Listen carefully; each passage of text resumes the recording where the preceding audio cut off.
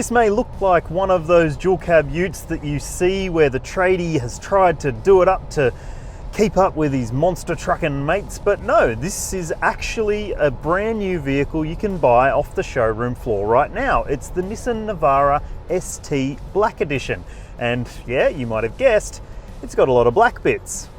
It's based on the mid-spec dual cab 4x4 ST, and there are 900 examples available in this version of the Black Edition. Yeah, there has been a previous version of the Black Edition, but this one carries over the all-important Series 3 Navara changes to the steering, suspension and refinement, and a little bit of extra kit that came with it. Now, here's what differentiates this Black Edition from the regular ST. The new Black Edition of the Navara is said to have had its look toughened up with a broad range of goodies added at no extra cost over the regular ST. Unlike plenty of the other dual cab show pony utes out there, the Navara ST Black Edition comes in under 50 grand, and that's with an automatic. And of course, you can have it in more than just black. Our ute is white and there are 5 colors available, but they all have plenty of black all over them. Up front, there's a black nudge bar and LED light bar, plus there are new fog lamp surrounds and a black grille, as well as a smoked bonnet protector. Further back, you'll find wheel arch flares, black mirror caps and 18-inch wheels with all-terrain tyres. The tub sees the addition of a sports bar, a protective tub liner and a soft tonneau cover. And of course, there are a few ute special decals on the body. So, what about inside? Well, to be honest, there's bugger all difference between this spec, the Black Edition, and the regular ST, except you do get a mobile phone holder. Because it's based on the ST, you still get carpet on the floor and cloth on the seats, but it's a bit more hard wearing and work focused than the higher grade models, and the STX Black Edition that came before it.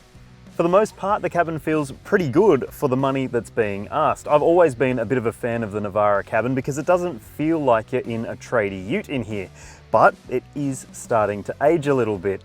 The media system is the thing that's aging most. It doesn't have things like Apple CarPlay and Android Auto, which you can get in some of the competitor utes, but at least you've got USB connectivity, Bluetooth, and inbuilt sat-nav. Storage is pretty well sorted throughout the cabin as well. There are obviously 2 cup holders here, and that one is not impacted by the mobile phone holder, which is nice. And there are flip-out cup holders up either side of the dashboard as well. And all 4 doors have decent bottle storage. Now, what about the back? The rear seat doesn't set any new benchmarks, but it doesn't disappoint in any way either. I've got enough knee room and toe room, and this seat is set in my position. I'm about 6 feet tall, and I've got good headroom as well. Plus, the good thing about the Series 3 update for the Navara is that it came with ISOFIX child seat anchor points, which is a big bonus for parents. Another bonus, there are rear seat air vents. Big thumbs up. What about load capability? The updated rear suspension is still a coil spring setup, and in this spec the payload is pretty decent. And unlike some rivals, the Navara has pretty serious towing capacity for both manual and auto models. Okay, so what's the drive experience like?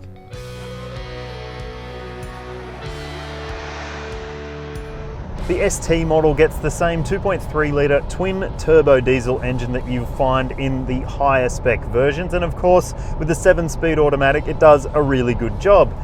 There is some low speed lag when you're coming on and off the throttle, particularly in traffic, but generally it's really quite refined and pretty well sorted when it comes to gear shifts as well.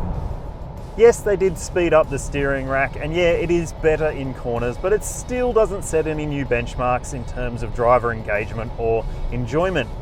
And around town, it does still have quite a big turning circle, and it does still require quite a few turns lock to lock.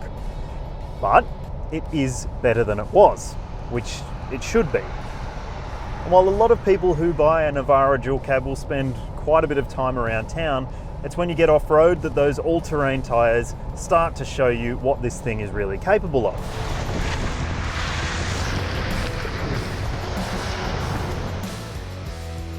Okay, time to roll up the sleeves.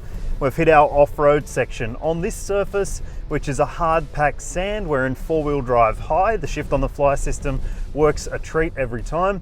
But if things do get more serious, you do have a low range setting, and also there's a rear diff lock, which you don't get in things like the Colorado Extreme. So maybe this is a little bit more extreme than it. Obviously, those tyres are a big improvement. The regular highway terrain tyres that you'd get on an ST, well, they wouldn't really be as competent on surfaces like this. But I've got to say, these ones, they're general gripper all-terrains, and they do a really good job.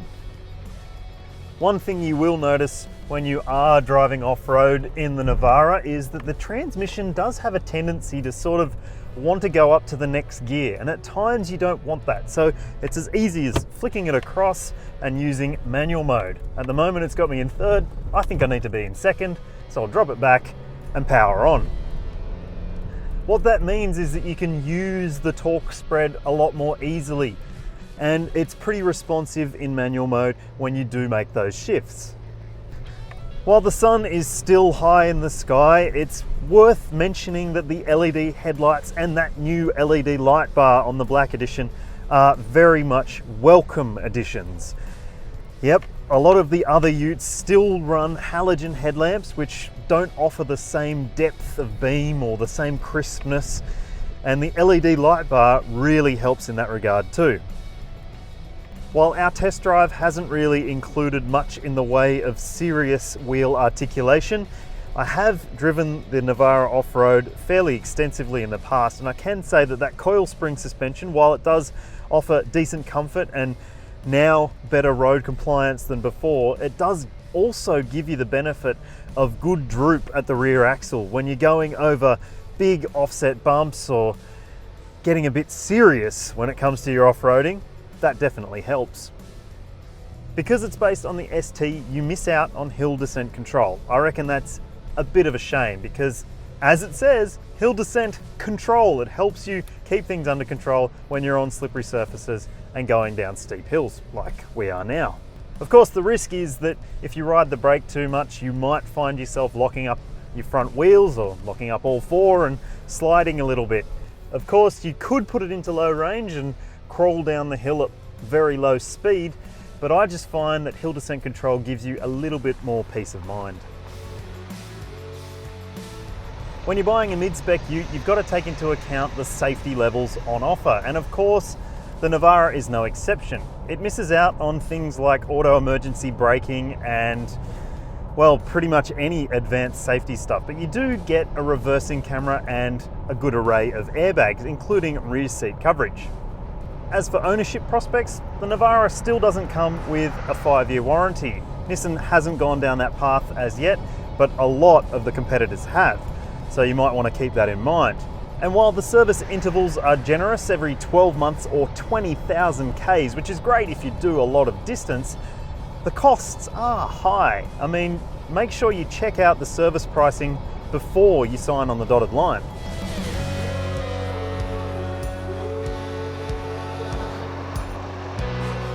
Some people might prefer to take the DIY route when it comes to customizing their ute, but I think the Navara ST Black Edition offers tremendous value and plenty of great equipment, and with only 900 available, it'll be sure to sell out pretty fast.